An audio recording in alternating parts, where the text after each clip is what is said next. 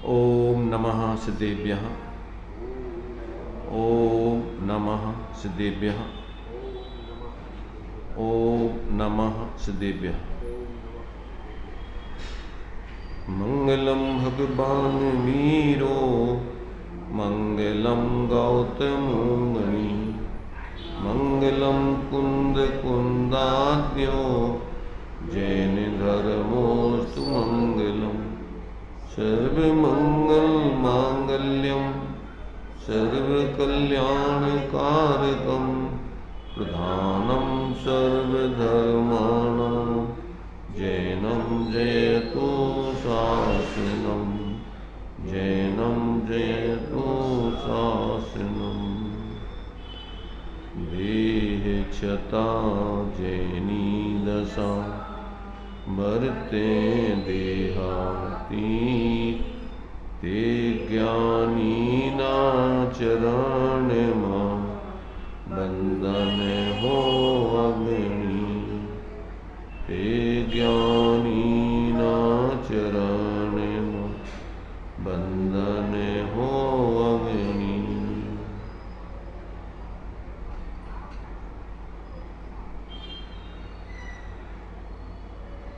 चर्चा अपनी शंका समाधान या प्रश्नोत्तर के रूप में चल रही है। आत्म कल्याण करने वाले जीवों के लिए जिस प्रकार की जिज्ञासाएं उठती हैं, उन जिज्ञासाओं का समाधान आचार्य ज्ञानी धर्मात्मा आदि करते हैं। यहाँ पर अपने लिए जो जिज्ञासा हैं आत्मार्थी जीवों की तरफ से, उनके समाधान किए गए। अभी 577 नंबर का प्रश्न और उसका समाधान, इसके ऊपर से अपन यहाँ पढ़ेंगे, विचार करेंगे। प्रश्न है, भेद ज्ञान में क्या सिद्ध होता है और उसका स्वरूप क्या है? क्या प्रश्न है? भेद विज्ञानतः सिद्धा सिद्धा ये किल केचन अस्यैव भाव तो बद्धा बद्धा ये किल केचन।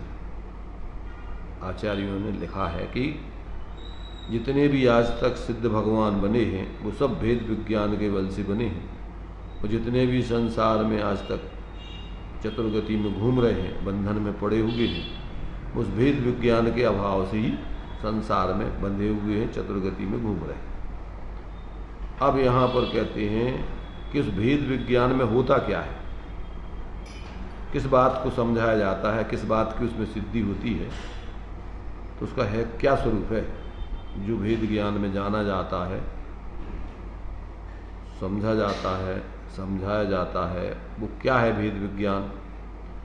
अब उसका यहाँ पर समाधान किया जाता है। भेद ज्ञान में दूसरा द्रव्य साबित होता है, विभाव साबित होते हैं और मैं विभावों से जुदा हूँ, ऐसा प्रमाणित होता है। उसमें दो द्रव्य साबित होते हैं। अद्वैतवादी कहते हैं कि दूसरा द्रव्य है ही नहीं, तो वैसी मान्यता का इसमें निषेध होता है। द्रव्य क्षण क्षण अन्य अन्य उत्पन्न होता है, ऐसा मानने वाले क्षणिकवादियों का भी इसमें निषेध होता है। वेद ज्ञान में संपूर्ण मुक्ति मार्ग का समावेश हो जाता है। ज्ञायक के अस्तित्व का ग्रहण हुआ, उसमें ज्ञायक रूप प्रगति आ गई, अकर्तापना साक्षीपना आ गया। साधना का मूल उपाय वेद ज्ञान है, जो प्रतिक्षण धारा प्रवाह रूप होता है।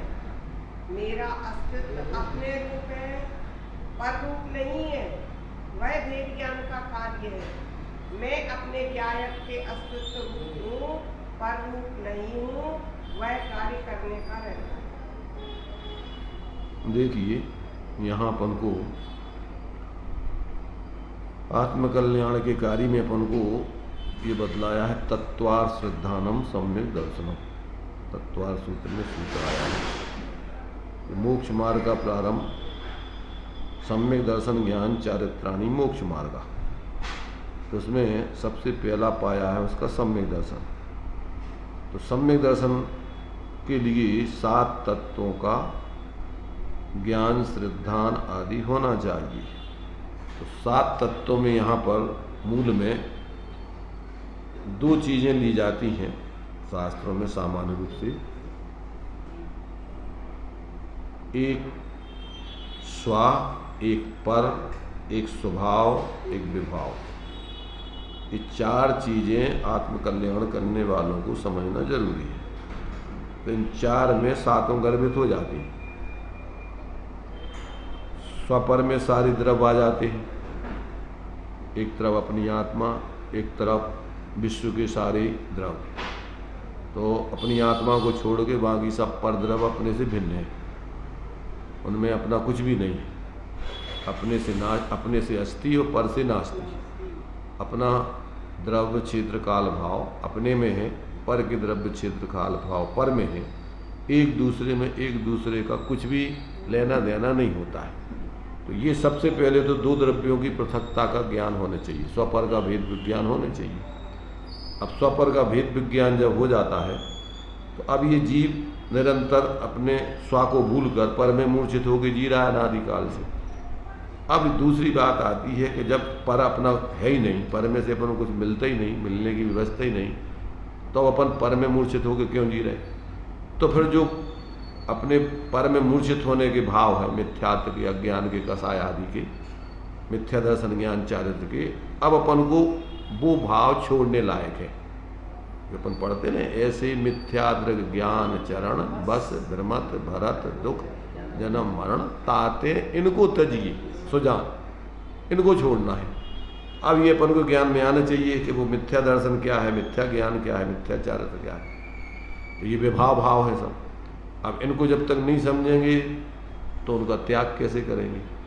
और फिर जो अपनी आत्मा की श्रद्धा ज्ञान लीनता रूप सम्यक दर्शन ज्ञान चारित्र के भाव है, जिसको मोक्ष मार्ग कह रहे, वो अपने समझ में आने चाहिए कि ये सम्यक दर्शन का भाव है, ये सम्यक ज्ञान का भाव है, ये सम्यक चारित्र का भाव है। तभी तो अपन छोड़ने वाले भावों को छोड़ पाएंगे, ग्रहण करने वाले भावों को ग्रहण कर पाएंगे। क्योंकि बिन जाने थे दोष गुणन को कैसे तजिए गई। अगर आप दोषों को जानोगे नहीं तो छोड़ोगे कैसे, गुणों को जानोगे नहीं तो ग्रहण कैसे करोगे। तो अपन को ये 4 बातें मुख्य रूप से समझने लायक है। कौन कौन सी? स्व, पर। तो स्व में क्या क्या आ जाएगा? अपनी आत्मा को छोड़ करके बाकी और अपना कुछ नहीं है। आप अकेला अवतरे मरे अकेला होय, यों कबहु जीव को साथी सगा न कोई। जहाँ देह अपनी नहीं तहाँ न अपना कोई, घर संपत्ति पर प्रगट है परिजन में। तो अब अपन को ये समझ में आ गया, क्या समझ में आ गया कि अपनी आत्मा वास्तव में अनादिकाल से अकेली ही है, अकेली ही थी, अकेली रहेगी। और ये उसकी अकेलेपन में ऐसा नहीं है कि अकेलेपन में उसकी परेशानी, अकेलापन उसके लिए अत्यंत सुंदर है। यत निश्चय गदो समो सवत सुंदर लोई।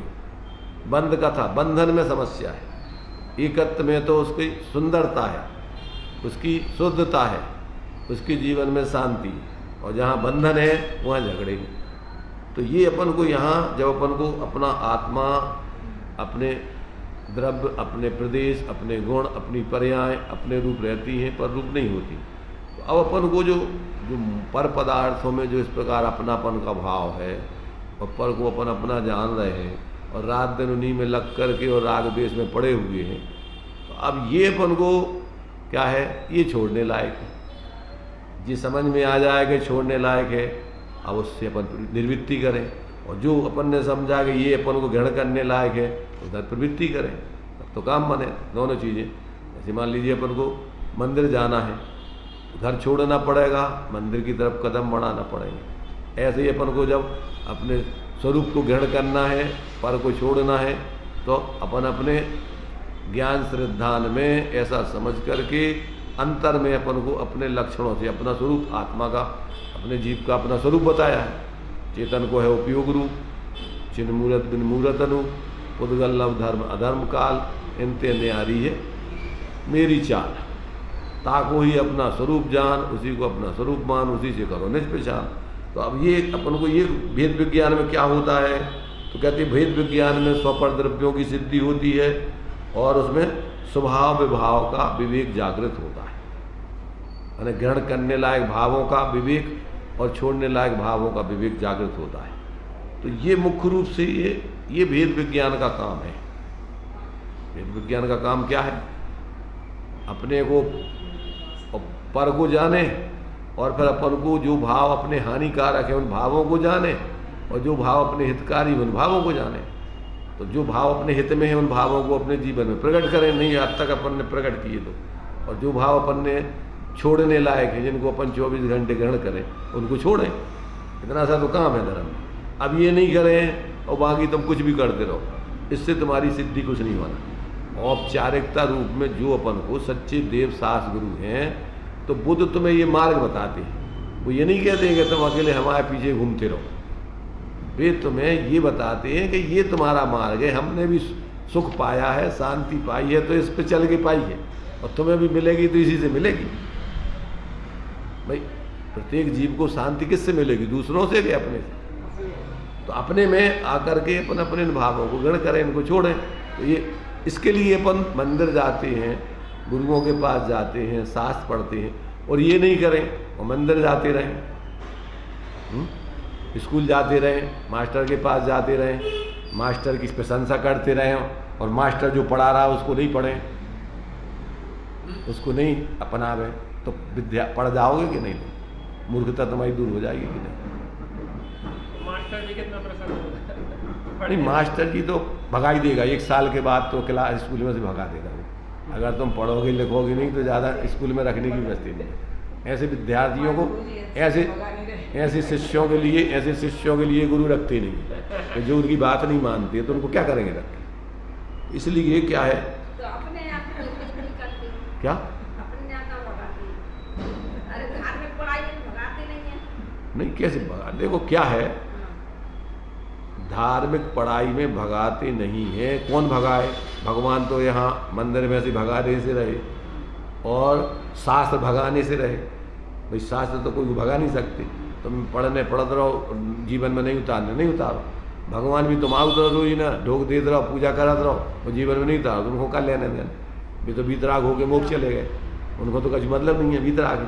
और गुरु भी बीतराग होते हैं, तो वे भी अपनी साधना कर रहे, उपदेश दे दो, उनको इतना मोह तो है नहीं है घर परिवार जैसे कि तुम्हें संभालत हो 24 घंटे के। तुम मान रहे कि नहीं मान रहे, उनको परिवार तो बताओ ना नहीं है, तो उन्हें उपदेश दो और भी तो अपने आगे बढ़ गए।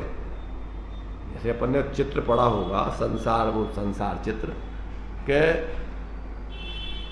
एक पेड़ है, उस पेड़ पे जो है मधुमक्खियों का छत्ता लगा हुआ है और उस मधुमक्खियों के छत्ते के उसमें से जो है एक एक बूंद टपक रही है और एक आदमी लटका हुआ है उस बूंद को खाने चखने के लोभ में। अब दोनों तरफ उस डाल को जो है चूहे दो बैठे हुए हैं और वे डाल को कुतर रहे हैं, एक काला चूहा और एक सफ़ेद चूहा, और मधुमक्खियाँ भिनभिना रही हैं और उस एक एक बूंद खाने वाले की चारों तरफ चिपक रही हैं। और ऊपर जो है देव, नहीं वो तो होगा चूहे का तरह, देव का विमान निकल रहा था। कोई देव, उनने देखा अरे कोई अपना जो है माने कोई मनुष्य जो है झंझट में पड़ गया और उसको उस पेड़ को जो है हाथी जड़मूल से उखाड़ने के लिए पेड़ हिला रहा है और नीचे जो है कुएं बने हुए और उसमें 4 सर बैठे और एक बीच में एक बहुत बड़ा अजगर बैठा हुआ, 4 गति के, एक निगोद का। अब जो है वो लटका हुआ है और एक एक बूंद उसमें खाने के लिए लोभ में पड़ा हुआ है। अब उन्होंने देखा कि भैया ये आदमी तो मर जाएगा, कितनी देर तक लटका रहेगा। तो उन्होंने विमान रोका, उन्होंने कि भैया आजा मेरे विमान में, हम तुझे निकालते हैं झंझट से।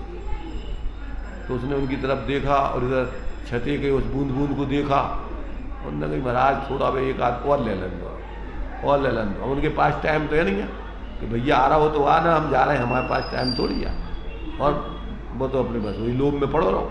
उन्होंने कहा ठीक है हम तो जा रहे हैं। गुरुओं का तो ऐसा है कि तुम्हें थोड़ा उपदेश दो, थोड़ा समझाओ, मानो तो चलो ठीक, नहीं मानो तो हम तो जाते हैं, अपना कल्याण तुम्हारे पीछे थोड़ी बैठे रहे। तो मतलब ये है कि जिनको कल्याण करना है वे अगर स्वयं जागृत होके अपने जीवन में उसको अपना करके वो चलन लगे तो ठीक, और नहीं चले तो किसकी पड़ रही। भगवान वीतराग, शास्त्र अपन को बोलते नहीं, और गुरु भी वे भी वीतरागता के मार्ग पे ज़्यादा उनको मोह है नहीं, उनका मात्र इतना ही है भाव आता है, उपदेश दिया और आगे बढ़े। तो ये तो जो है मार्ग निर्वांछकता का मार्ग है, विवेक का मार्ग है। जिनको अपना कल्याण करना है समझे और चले, और नहीं चलोगे तो तुम भोगो, उनका तो किसी का कुछ आहित होना नहीं। भगवान तो पूर्ण सुखी हो चुके और गुरु भी अपना आनंद आंशिक रूप भोग के चल रहे हैं, और वो पूर्ण अपनी आत्माराधना करके मोक्ष होने वाला हो जाएगा आगे। और शास्त्र तो उपदेश है, शिक्षा है। अब तुम मानो तो, नहीं मानो तो, शास्त्र थोड़ी तुम्हारा पकड़ के हाथ तुम्हें चला रही। इसलिए ये मार्ग तो बहुत सुंदर है, और इसमें कर्तृत्व और मोह की व्यवस्था नहीं। यहाँ तो समझ करके जीने की व्यवस्था है, प्रत्येक व्यक्ति सुने समझे और चले तो उसका हित है। तो यहाँ पर जो है कोई ज़बरदस्ती ऐसे नहीं है, डरवावेगी कि तुम नहीं मानोगे तो हम ऐसा कर देंगे, वैसा कर देंगे, श्राप दे देंगे, ऐसी व्यवस्था नहीं है यहाँ। भाई तुम मानो तो तुम्हारा भला, और नहीं मानो तो तुम्हारा अहित है, तुम्हें अपने द्वारा, हमारे द्वारा नहीं। हम क्यों सोचे तुम्हारे बारे में बुरा।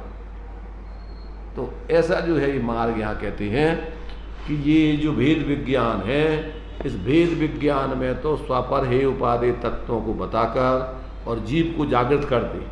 दूसरी बात एक और दी हुई है कि जो लोक में अनेक मिथ्या मत हैं, जो भगवान के द्वारा जाने हुए वस्तु स्वरूप को न जानकर अपनी अपनी मनोकल्पना से यदवत अथवा मार्ग बताकर लोगों को भ्रमित करते हैं, तो कहते हैं उसका भी इसमें निषेध है। जिनवाणी के 6 लक्षणों में क्या क्या दिया? आप तो पग मनुल्लंघ मदृष्टेष्ट विरोधकम तत्वोपदेशकृत सार्वम शास्त्रम कापत घट्टनम। क्या उसका स्वरूप? कि सबसे पहले तो सर्वज्ञ भगवान के द्वारा कहा हुआ होना चाहिए उपदेश, छद्मस्त अज्ञानियों के द्वारा नहीं कहा हो। तो भगवान जनेन्द्र के द्वारा कहा गया हो, जिनवाणी किसे कहना, शास्त्र किसे कहना, कि जो भगवान जनेन्द्र के द्वारा सर्वज्ञ के द्वारा उपदेशित हो, आप तो पग, और जिसका कोई खंडन नहीं कर सके, अनुल्लंघ, प्रत्यक्ष परोक्ष आदि प्रमाणों से जिसमें कोई बाधा नहीं आती है, कोई उसका खंडन नहीं कर सकता है, क्योंकि गलत है ही नहीं उसमें, तो खंडन कैसे करोगे। इसलिए जो अनुल्लंघ हो, जो किसी प्रकार से वादी प्रतिवादी द्वारा उसको बाधित नहीं किया जा सके, तो आप तो पग मनोल्लंघ है। और मदृष्टिष्ट विरोधकम तत्वोपदेश, जिसमें तत्वों का उपदेश दिया गया हो, फालतू की इधर उधर की बातें नहीं होनी चाहिए। काय का उपदेश हो? तत्वोपदेश। और कृत सार्वम, जीव मात्र के कल्याण की बात हो, मेरे तेरे की नहीं, क्या जैनों के लाने हैं, क्या जैनों के लाने हैं, क्या फलाने के लाने, ये तो सर्व जीवों के कल्याण की। किसके लिए उपदेश देते हैं? निष्प्रय हो, सब जीवों को उपदेश दिया। किनको उपदेश दिया जाता है? भगवान के द्वारा, गुरुओं के द्वारा, शास्त्रों में सब जीवों के कल्याण की बात जिसमें कही गई। तो कृत सार्वम और शास्त्रम कापत घटनम, और खोटे मार्ग का जिसमें खंडन किया गया हो।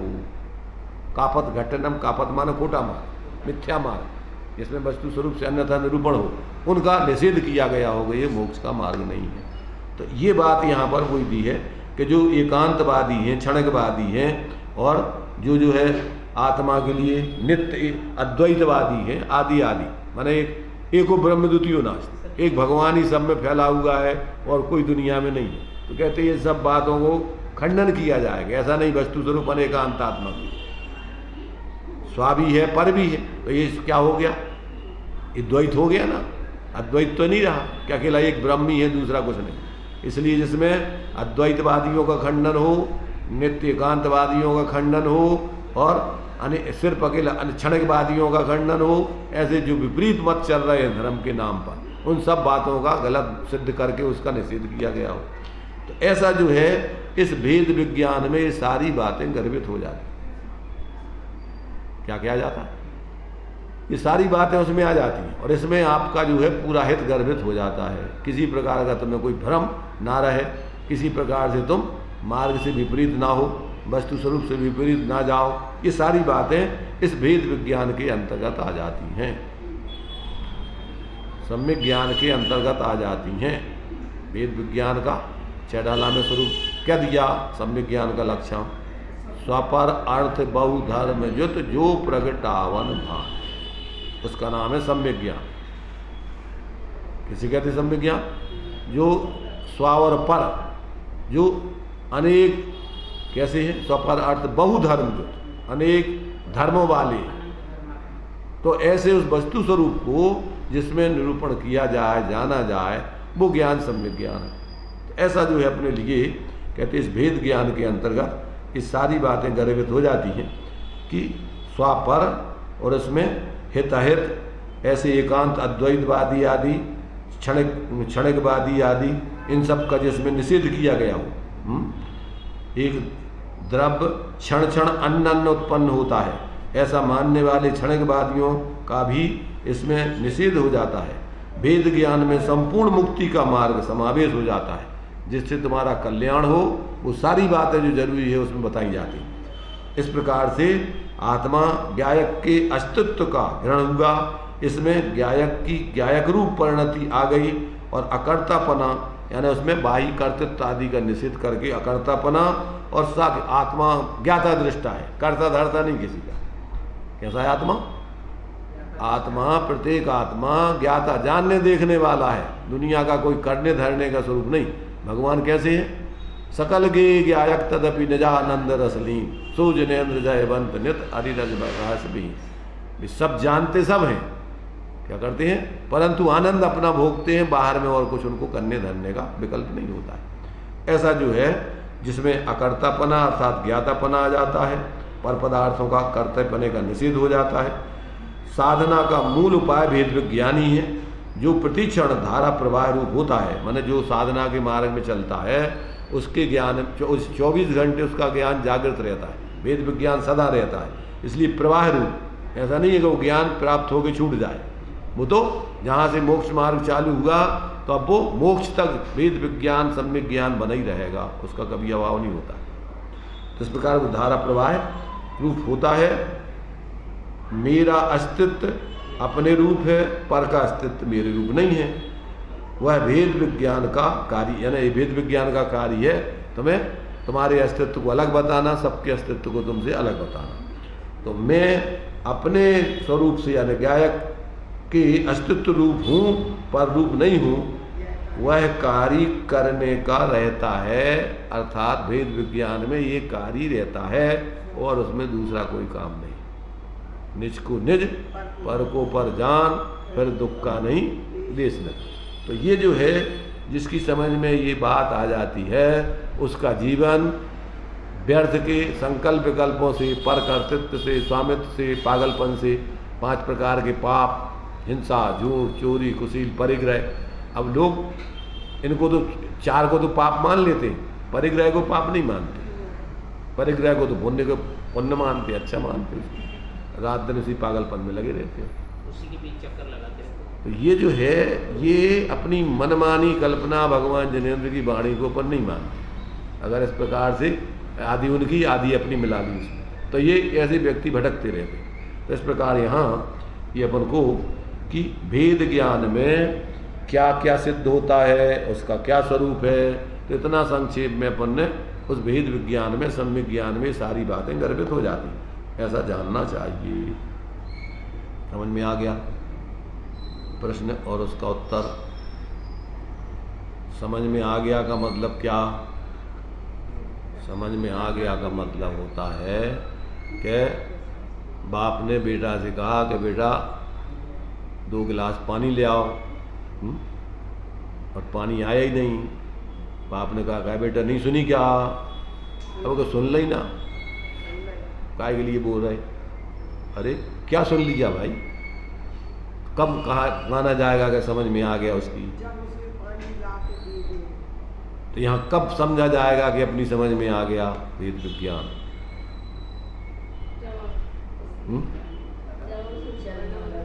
जब उस रूप अपना जीवन चालू हो जाए तो समझ लो कि अपनी समझ में आ गया और अपन उस रूप नहीं जी रहे हैं।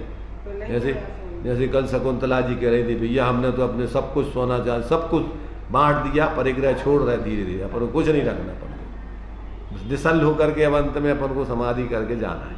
इसलिए अब कोई शल्य नहीं, जो उदय प्रमाण मिलना है वो अपने आप मिलेगा। हमें क्या करना हो भाई, जो शरीर की व्यवस्था उदय प्रमाण है वो मिलना है, इसलिए हमने कोई परिग्रह आदि अपन ने अब रखना बंद करके सब इधर उधर करके फ्री हो रहे।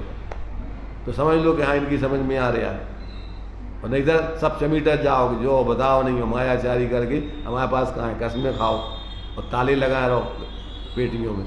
और वे कहे अच्छा दही है तुम्हारे पास तो खोलो तालो, कि क्यों खोले? अपने अपना जान के बता देती हैं कोई बात, और आप सामूहिक कर दे। काय के लिए बता रहे हम सामूहिक?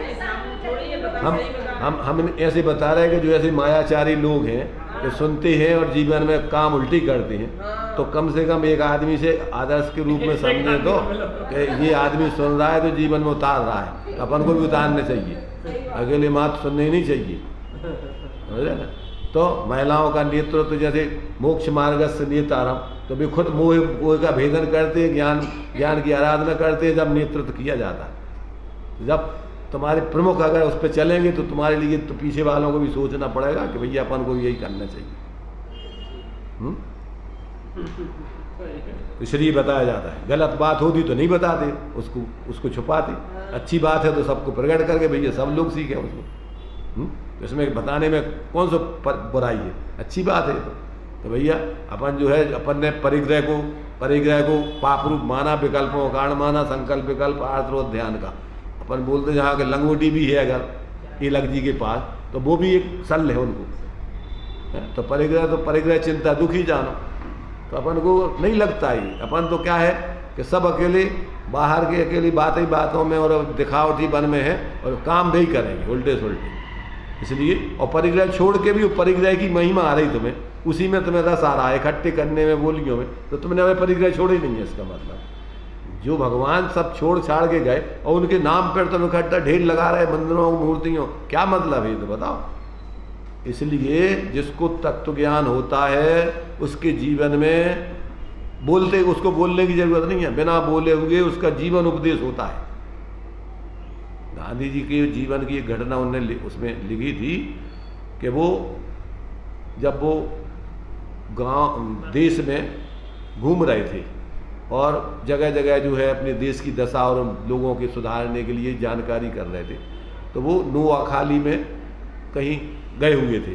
तो एक सभा को माने वहाँ पर जो है लोगों ने एक बहुत बड़ी सभा लगा करके मंच लगा करके उन्होंने कहा बापू जी इस पर उपदेश देंगे। तो उन्होंने जो है क्या बोला कि भैया तुमने आडम्बर जो मंच क्यों लगाया, और कितनी बोले, आमार जीवन ही आमार वाणी, हमारा जीवन ही हमारा उपदेश है। हम और क्या बोले तुमसे ज़्यादा। अगर हमारा जीवन तुम्हें अच्छा लग रहा हो, हम एक लंगोटी चद्दर पे जी रहे हैं और पानी भी जीवन में जो है फिक्स 5 अणुव्रत का सेवन कर रहे हैं। कितना पानी उनके जीवन में देते थे वे नदी के किनारे, और लोगों ने कहा कि आप इतनी कंजूसी करें, भैया नदी हमारे लिए थोड़ी बह रही और हमारे लिए उसमें कितने जीव हैं और कितने उसकी आवश्यकता है, हम इतना खर्च क्यों करेंगे। तो लिमिट में पानी खर्च सब चीज़ें। एक दातोन भी है तो जब तक हाथ में पकड़ में आती थी तब तक वो सरवती से काट के रख लेते, समझ रहे ना। जितनी कर ली दूसरे दिन उसको सरवती उतना अलग कर दिया और रख दी उसको, दूसरे दिन फिर उसको बने। तो जब तक वो हाथ में पकड़ में आती थी तब तक उसको करते थे। तो पहले ऐसे तो करते थे भाई साहब, आजकल नहीं, मतलब पिताजी कैसे करते थे कपड़े रोज लगाते थे, कौन नहीं करिए तो नहीं करी नीम की जरूरत। अरे तो हम ये कह रहे हैं पहले के लोग ज़्यादा बोलते नहीं थे, ज़्यादा दिखावटीपन नहीं था उनका, पर उनके जीवन में शालीनता थी, सात्विकता थी। हाँ, और आज 2 हैं, 2 ही कमा रहे हैं, उनकी पेट नहीं भर पा रहा और आपस में लड़ झगड़ रहे। पहले इतने बड़े बड़े परिवार होते थे, प्रेम से रहते थे, एक दूसरे की खबर रखते थे, सुख दुख में साथ देते थे। आज कोई मतलब नहीं, मोबाइल नहीं फिर रहे, सामने वाले बैठे हैं परेशान हो रहे, ऐसा कोई देखा ही नहीं रहा उनको। क्या है ये ये सारी चीज़ें अपन को अपने जीवन में आवे तो अपन समझ लो कि हाँ अपन ने उपदेश सुना है, जिनवाणी को पढ़ा है, नहीं तो कुछ मतलब नहीं है। जिंदगी तो अनादिकाल से ऐसी चली जा रही, भटक रहे हो।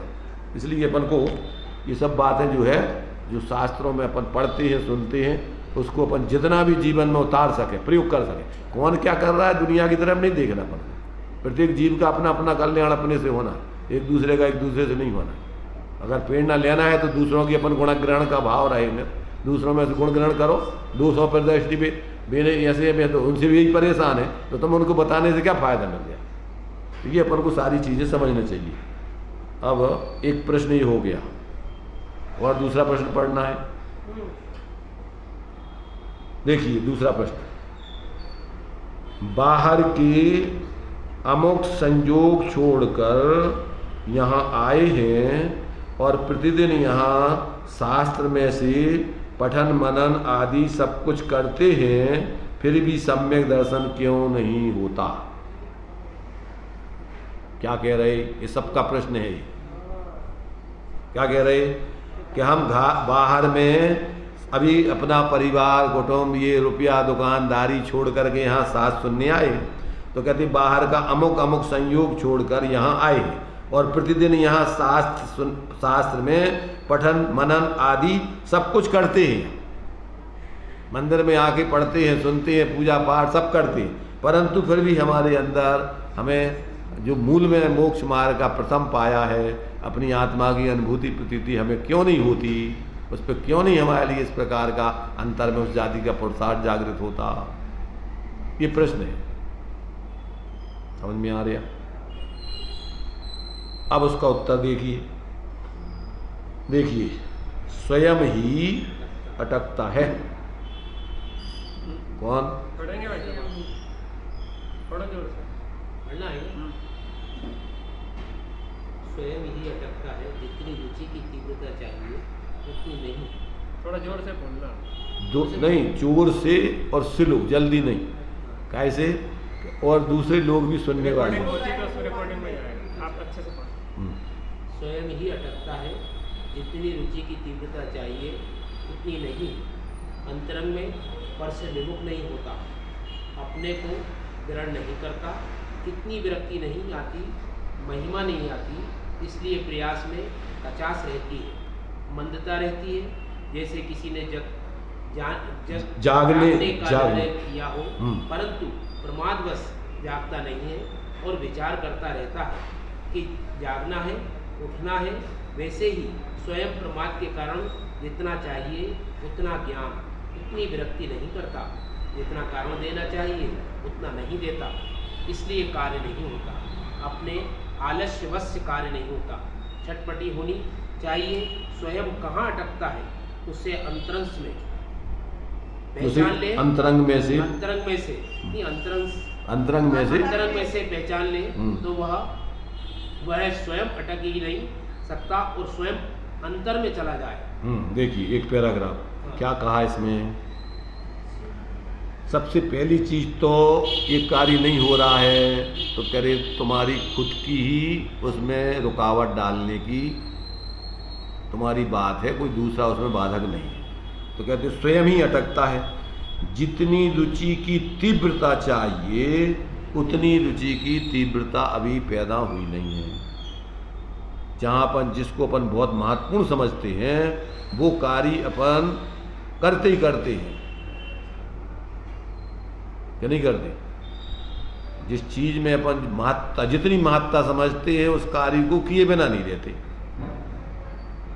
मान लीजिए अपन को भूख लगी है, प्यास लगी है, तो क्या करते हैं, इन केन प्रकारेण अपन को पानी चाहिए, इन केन प्रकार अपन को भोजन चाहिए।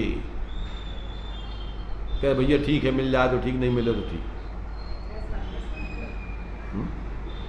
उसके लिए अपन सब कुछ साधन जुटा के सेटिंग करके जैसे भी तैसे,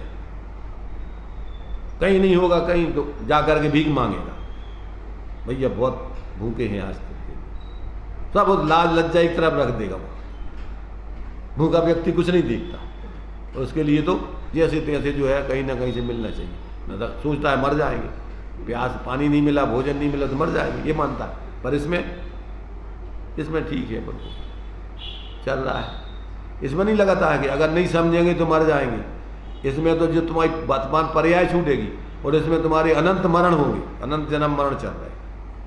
इसमें नहीं समझ में आ रहा कि अगर अपने स्वरूप को नहीं समझे और अपने स्वरूप की आराधना में नहीं लगे तो कितने भव हो गए जन्म मरण करते हुए, और आगे कितने भव रहेंगे अभी। इसमें नहीं दिख रहा मरना। अपन को ये शरीर का छूटना तो मरना दिखता है, पर अपने स्वरूप का छूटे रहना और भाव मरण करते रहना, दूह में जीते रहना, ये मरण नहीं दिख रहा अपना। स्वरूप की असावधानी ही अपना मूल मरण है। ये संयोग, शरीर का संयोग छूटना, इसमें कोई दम नहीं है, ये तो अपन है ही नहीं। तो ये अपन को ऐसा कहते हैं, उतनी जितनी तीव्रता के साथ तुम्हें लगन चाहिए, धगस चाहिए, उतनी नहीं है। इसलिए अंतर में पर से विमुख नहीं होता है, क्योंकि पर से हटना और स्वा में डटना। तो अब जब तुम्हारी रुचि ऐसा कि भैया ठीक है ये तो अब तुम्हारा वो उस जाति का तुम्हारा पुरुषार्थ होते नहीं। तो कहते पर से विमुख नहीं होता और अपने को ग्रहण नहीं करता। इतनी विरक्ति नहीं आती, क्योंकि इस विरक्ति के बिना स्वरूप का ग्रहण हो गई नहीं। जब तक संपूर्ण पर से वृत्ति हटे नहीं और संपूर्ण वृत्ति अपने में झुके नहीं, तब तक तुम्हारा ग्रहण कैसे होगा। उसके लिए तो पूर्ण समर्पण चाहिए अपने को, अपने में। तो कहते हैं इस प्रकार से अंतर में पर से विमुख नहीं होता, अपने को ग्रहण नहीं करता, इतनी विरक्ति नहीं होती, आती, महिमा नहीं आती, इसलिए प्रयास में कचास रहती है, कमी है अभी। क्या है अभी कमी है कि भैया अबे फल जो मीठो नहीं भाव, अभी कच्चा है, वो पका नहीं है, इसलिए मीठा नहीं। तो ऐसी जितनी विरक्ति वैराग आने चाहिए और जितना तुम्हारे लिए उधर से हट के अपने में जुड़ना चाहिए, अब उस जाति का तुम्हारे वैराग है नहीं, उतना तुम्हारा प्रयत्न है नहीं, इसलिए तुम्हें स्वरूप की सिद्धि नहीं होती, सम्यक दर्शन नहीं होता, मंदता रहती है। जैसे किसी ने जागने का निर्णय किया हो परंतु प्रमादवश जागता नहीं और विचार करता रहता है कि जागना है, उठना है, वैसे ही स्वयं प्रमाद के कारण जितना चाहिए उतना ज्ञान, उतनी विरक्ति नहीं करता। 12 भावना में अपन पढ़ते हैं, मोह नींद के जोर जगबासी घूमे सदा, कर में चोर चहूँ और सर्वस लूटे सुध नहीं, सदगुरु देह जगाए, मोह नींद जब उप समय, तब कछु बने उपाय, कर में चोर आवत रुके। अब क्या है देखो, पहली चीज तो अगर तीव्र नींद लगी हुई है तो उसको दूसरों की जगाने वालों की आवाज़ सुनाई ही नहीं देती। जगाने वालों की आवाज़ कब सुनाई देती है? मोह नींद जब उप समय, कछु नींद तुम्हारी कमजोर पड़े। हमें तुम बताओ, अलार्म भरते हो तो नींद खुली रहती है जब सुनते हो कि नींद में सुनते हो?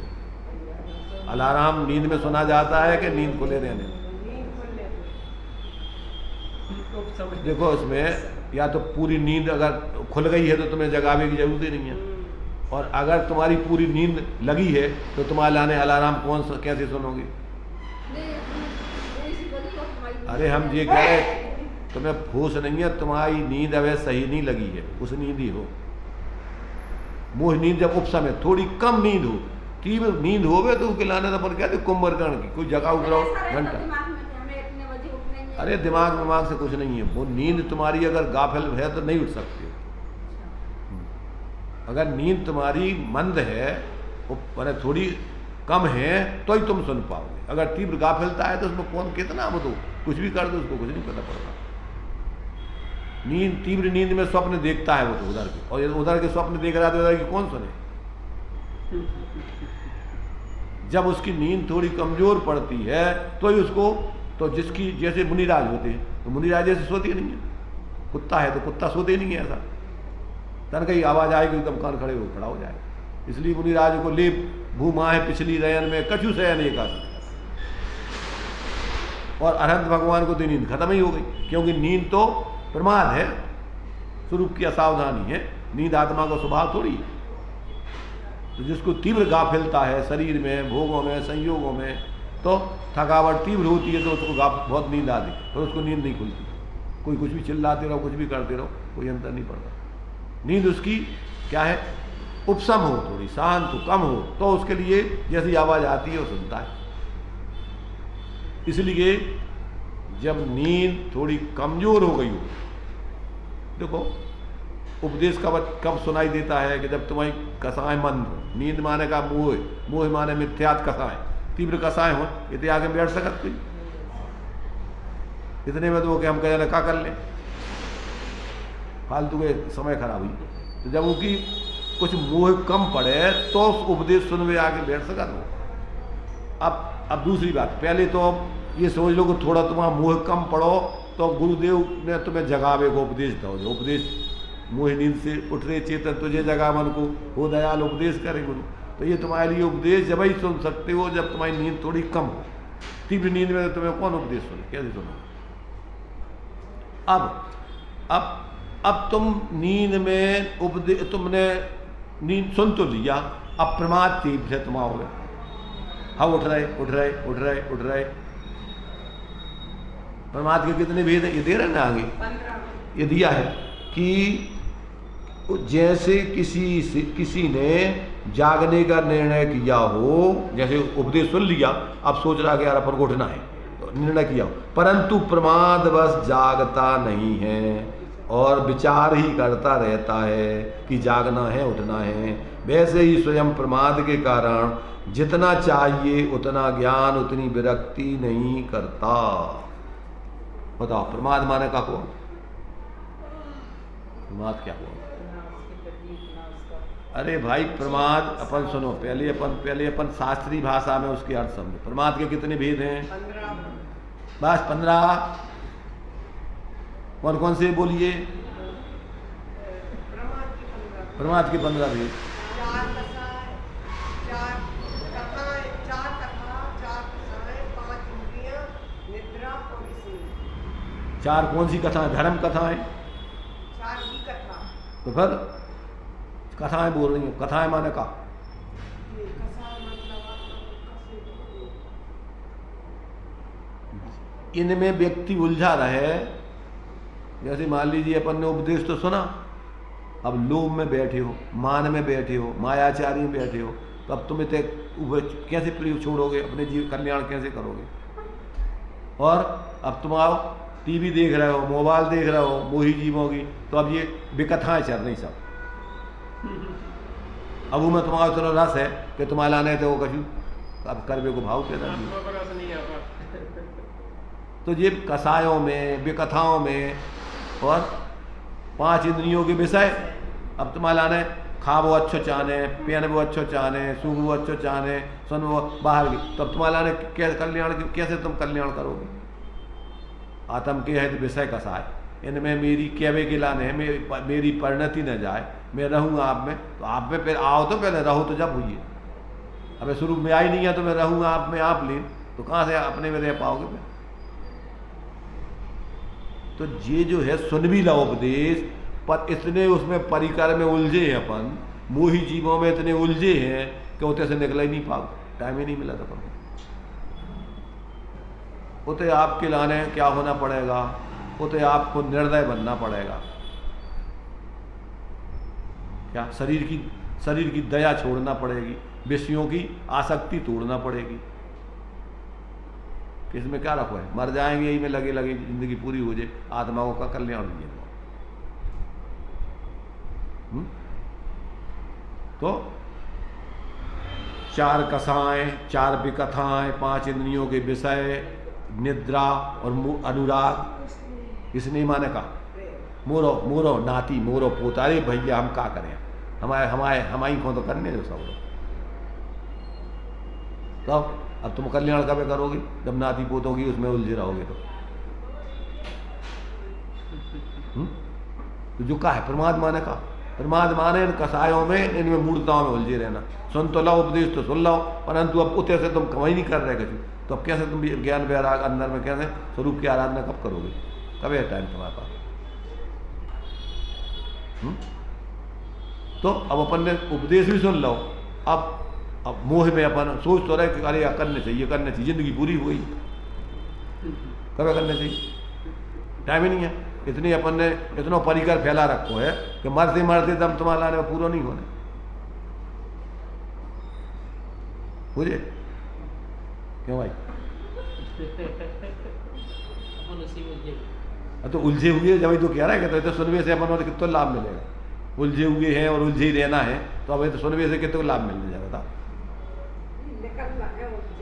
नहीं निकलने हैं यही तो कह रहे हैं, यदि सोचा तो थे निकलना है बस निकलना है, परंतु वो होगा वो तो वही है संसार चक्र। इसमें आपको जैसे हो वैसे ही वैसे दौड़ इतने चलने पड़े, तब जा करके तुम सोचो कि हम काम पूरे करके वैसे आ जाएं, ऐसा आज तक कोई नहीं करो, अधूरे छोड़ के आएंगे भाई जितने गए, काम पूरी होते संसार की, जिंदगी पूरी हो जाए तो काम तो रहे होंगे। इसलिए जब तक जीव उपदेश भी कदाचित सुन लो भाग्य से, थोड़ा मोह कम पड़ो तो समय मिले उपदेश सुन गो, परंतु प्रमाद नहीं छोड़ा तुम, इस प्रमाद में पड़ा है, फिर दुनिया के इस मोह के परिकर में इनकी उनकी बस वही में ज़्यादा उलझा रहे, तो अब आत्मकल्याण के लाने टाइम ही नहीं है उनके लाने। इसलिए कह रहा है कि प्रमाद बस जागता नहीं है और विचार करता रहता है, जागना है उठना है। वैसे ही स्वयं प्रमाद के कारण जितना चाहिए उतना ज्ञान वैराग, ज्ञान उतनी विरक्ति नहीं करता, वहाँ से हटता नहीं है। जितना कारण देना चाहिए उतना नहीं देता, अब जिस चीज़ को जितना कारण चाहिए वो नहीं दोगे तो कैसे काम हो जाएगा? इसलिए कार्य नहीं होता है, अपने आलस्य बस कार्य नहीं होता, छटपटी जैसी होना चाहिए, स्वयं कहाँ अटकता है उसे अंतर में से पहचान लेवे तो वह वहाँ स्वयं अटक ही नहीं सकता और स्वयं अंतर में चला जाए, तो वहाँ तो उस अटक को छोड़ के आगे बढ़ जाए। अब ये तो सीधा तो सीधी बातें लिखी, इसमें कहाँ ज़्यादा अपन को मैंने उसमें उलझने की बात है, अपने समझ में अपन को सब आ रहा हो, परंतु पर जहाँ अपन को अटकाव है उस अटकाव को नहीं छोड़ो, तो अब उस सब अकेले समझ में तो काम समझना जरूरी है, बिना समझे क्या करोगे, पर समझ के ही अकेले संतुष्ट हो जाना इतने में काम नहीं चलता। जो समझते नहीं है उनका तो कल्याण होने नहीं है, उनको पता ही नहीं है क्या करने, कजू करत रहो तो करत रहो, उसे धर्म तो होने नहीं है, रास्ता तुम्हें सही पता ही नहीं है तो तुम क्या करोगे धर्म? तो पहले समझना जरूरी है, पर समझ करके अपने जीवन में उतारना, फिर उससे आगे कितना उतार रहे हैं अब देख लो। तो आगे की देखो थोड़ा सा और है, असल में उसकी दृष्टि अपने स्वरूप में स्थिर नहीं होती, विभाव से विभक्त नहीं होता, कारण तो अपना ही है, माने स्वयं ही अपन उसमें अटके हुए, कोई दूसरा नहीं अटकाए हुए। यदि गायक का प्रबल रूप से आश्रय लेकर विभाव का आश्रय छोड़ दे तो निरावलंब हो जाए, स्वावलंबी हो जाए, पर की अपेक्षा निरावलंबी, स्व की अपेक्षा स्वावलंबी, तो वो परावलंबन छोड़ के स्वावलंबी हो जाए। स्व का आश्रय स्वाश्रय का जोर हो तो अन्य सभी छूट जाता है, स्वयं छोड़े तो छूट जाए, किंतु स्वयं ही नहीं छोड़ता, अपना ही कारण है।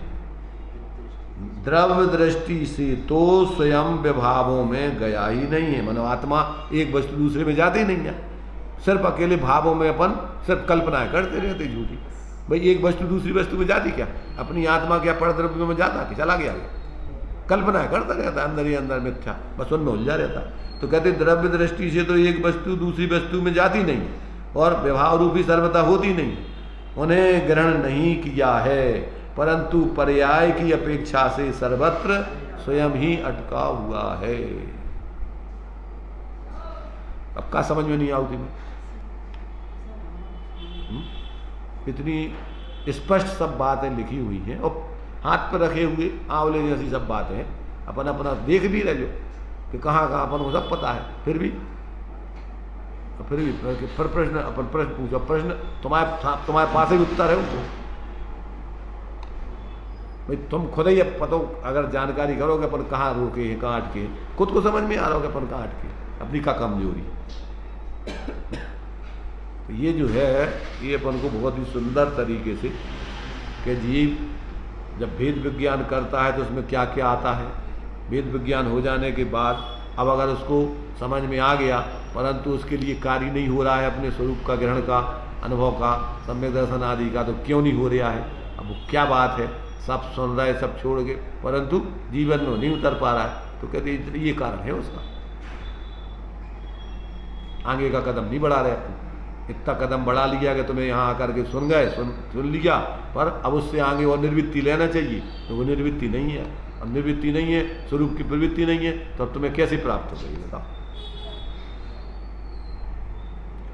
इसलिए ये अपन को बहुत ही सुंदर ज्ञानियों ने, आचार्यों ने अपन को सारी बातें लिखी हैं।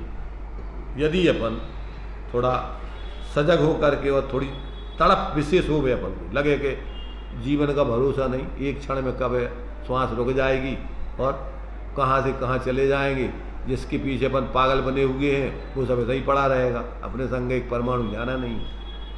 तो ये जो है ये अपन को 2 प्रश्नों के उत्तर अपन ने इसमें कि ये है बहुत ही सुंदर कि एक तो भेद विज्ञान का स्वरूप क्या है, उसका विषय कौन कौन सा है, और दूसरा कि अपन को जो है आज अगर मोक्ष मार्ग में प्रवृत्ति नहीं हो रही, सम्यक दर्शन आदि की सिद्धि नहीं हो रही, तो क्यों नहीं हो रही? हम इतना समझ भी रहे, सुन भी रहे, तो उसमें वो हेतु बता दिए अपन।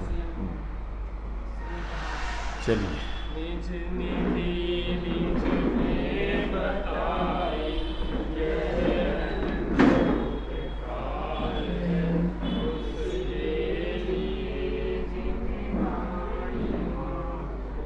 वंदना सतबार है, वंदना सतबार।